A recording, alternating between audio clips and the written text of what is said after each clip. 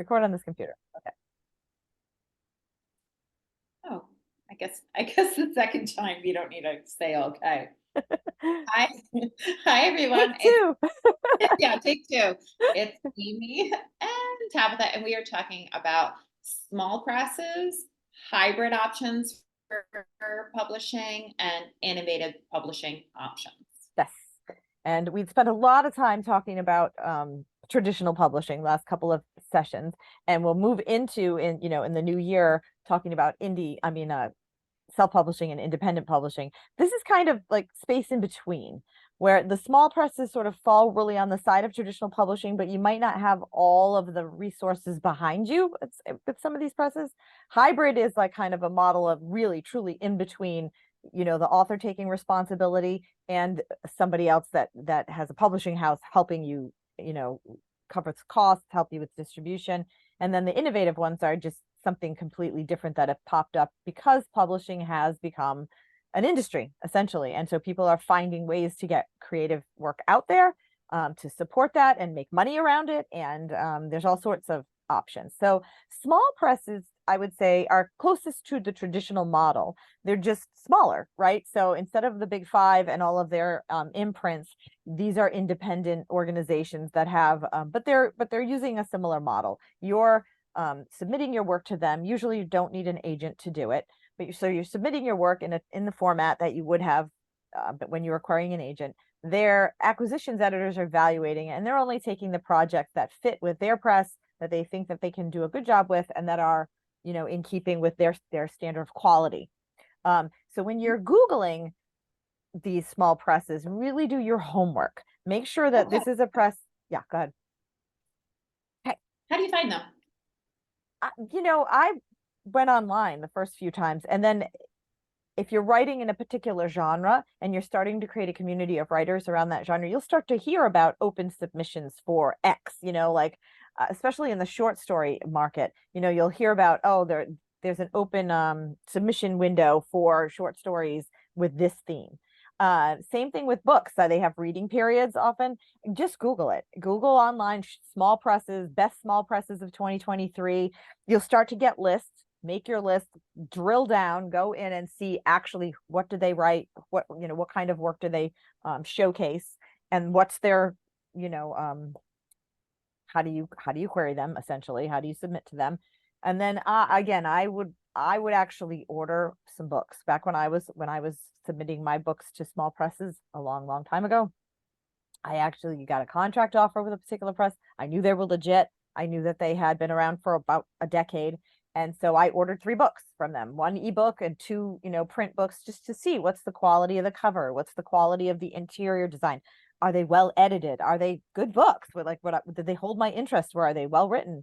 So you get a sense of that. So if you're seriously going to consider contracting with one, do your homework online, ask around about them, like who knows what. There's also there's like author beware or writer beware is one of the websites that you can go onto and then ask questions about, hey, has anybody heard about this website? Or you can just put the name in, and it will shoot out any complaints that they've had. And then you have to sort through that, because some people are just disgruntled, and other complaints are legit, like they really didn't publish my book after they or whatever. You can filter through just like you would at a restaurant review. Who are the disgruntled people and who really have legitimate complaints about the way this industry runs. And writer beware, I think, is a pretty well researched. They're doing their homework and figuring out what complaints are legit. So, if you want to, it's a nice way to get your work out there, and you don't have to put any money out. That's the big thing about small presses. It's, again, money comes towards you. You're not going to get as much because they're going to probably, not give you an advance. You might get a slightly higher royalty rate, but their distribution isn't going to be as great as a big press. However, it's a nice way to get your stuff done professionally. And, you'll end up having to put some money behind it to do your publicity and marketing, but you didn't have to lay out any cash for the big price tags, like an editor, a cover artist, all the interior design. And then you also have the inner, I don't know, satisfaction of knowing that your work made it through a real gatekeeper model. Just a slightly smaller one. So how do the hybrid, what do they have? What do the hybrid presses have in common with the small press, and what makes them different? So in common, I would say that they're after making your piece of work, your book, the best it can be. So they're going to supply editorial, they're going to supply cover, they're going to have all of those services available and for you. Sometimes they will only choose certain projects to work with. So there's this partial gatekeeper model. Sometimes they'll tier it and say, you know what, your book needs a little bit more effort, so you're going to pay to get it into shape like that. What the intent of a hybrid is that you're sharing the costs and you're sharing the profits. So everybody has some skin in the game. You're using a service that purportedly has higher professional standards than what you might be able to know about or put together on your own, but you're also you are laying out some money for that. So you have to think, is that something you want to partner essentially in your journey to publishing? And then a partner in how you're going to market and advertise. Like, it's instead of just hiring the pieces around you for what you need, you get a whole package, and you're sharing the cost and you're sharing the benefits at the end. And to me, that sounds like you really have to do your research on those because you are outlaying some money. And I Yes. can only imagine there are some, you know, Yeah, uh, taking advantage of you, that really you could have done all of this by yourself or hired somebody, a good editor, a good cover artist, learned what you needed to learn on your own and paid less. But there are a few out there that have really some good success. And so I think it's on the author to figure that out and to ask around and do your homework. Any place where you're going to lay out money, you want to be asking around and doing your homework, right? So that's for sure.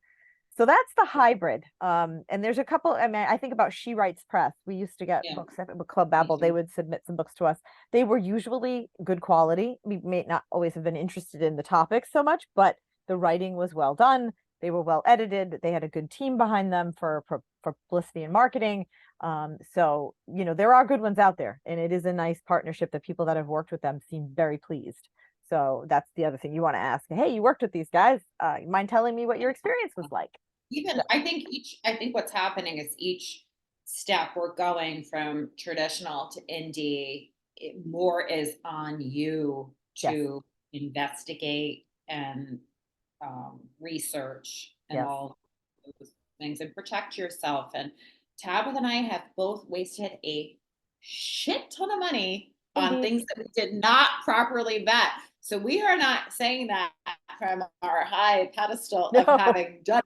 We are saying it from having not done it and been like, oh crap, like if only we did a little bit of research on that, we would have realized, or even just talk to, we could have, some of the choices that we made, we could have talked just to like some friends that have nothing to do with writing, and they'd be like, did you ask them this? Did you ask them that? Like you can Right. ask questions going back, and anything that's like, oh, it's gonna, all this great stuff is gonna happen when we do this. Like already, like your red, that's what you want to hear, but your red flag should go up for that Right. kind of thing. So Yeah. what about, we had mentioned in our opening conversation about different publishing paths.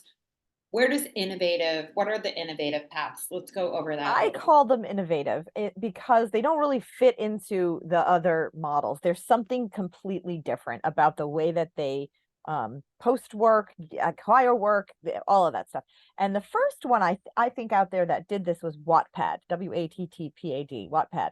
And how that worked was you would open an account and you could be just writing directly onto the platform, and readers would be signing up to read directly from the platform. So you had this like interface that was directly with readers, and it costs nothing to do it. It costs nothing to put your work up, and it cost nothing originally for the readers to come in and read it, and you were just building content. And they monetized Wattpad in a couple of different ways. They monetized, I believe, by like product placement or author contracting. Like if you started to build a really huge list of people that followed you, and say you write horror, because I have a friend that did this, and your list is now, you've got followers that are waiting for every chapter that you're writing, 20,000, 30,000 people are waiting with bated breath for every word you write.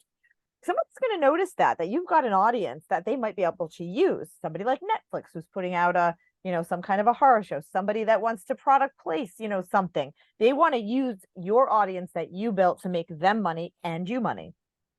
So I don't know the ins and outs. I've not worked on that platform, but that's the general gist of how monetization happens. The other way monetization happens is that you get a few episodes for free, and then people have a subscription service, or they're using tokens to open the next several chapters. So you're hooking them in with your first part of it, and then they're having to pay to open the rest. Kindle Vella does that. They do it's free for you to put your work up. It doesn't cost you, the writer, anything ever. But eventually it does cost the reader a little something, or the advertisers, or whatever. But you're getting paid based on who's reading. So it serves you to be building your audience and be interacting positively with your audience, and to be pushing out your work in whatever way you can figure out how to do that, usually via social media, to build that audience, right? It doesn't just happen organically, right? It's not like, two people come and read it and suddenly the next day it's 75, and the next day. You often do have to do some work to push that out there, but your writing is free, like it's out in the world, people can access it. And the other one that does that is Inkit. And I used to work for Inkit. I was the managing editor for their writer's blog for about 3 years. And it was a really interesting platform. Originally, that's you put your work up as an author, people read it for free, and they would look around they'd be monitoring in the background all of the metrics. And if they saw the potential of how long people are reading, what are the demographics of the readers, what are the potential, and they could map that out, they'd offer a writing contract, and publish your book on another platform. Well, they realized that they were losing all the data. And once that work was out there, it belonged to Amazon, or it belonged to the publishing house they published with.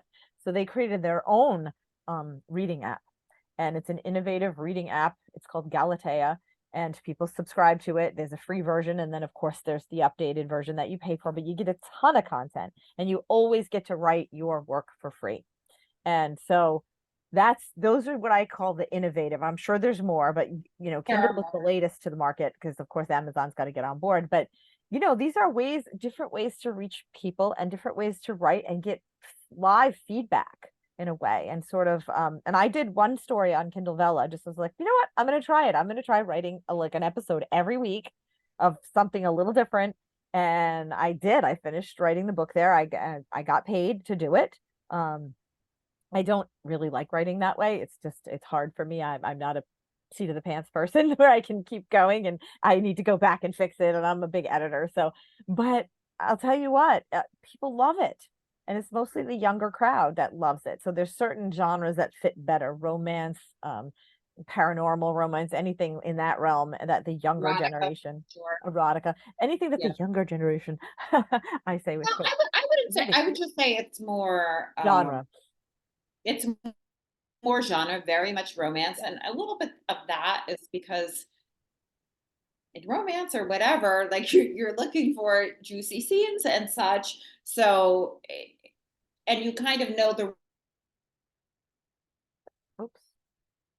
hold your audience, because they know a certain something is coming later on. I mean, that's just the truth of it. And I do know there are some platforms as well. And Tabitha and I talked earlier about getting some more information on our Authors Buzz website. Maybe you could put together a list of what we just talked about, and anything else like that you find, just so people know where to go, just because you're a little more familiar with it. But I do think there are some too where people can write in. It's more interactive, where they put ideas for scenes, and then you write that. But there's so much out there now.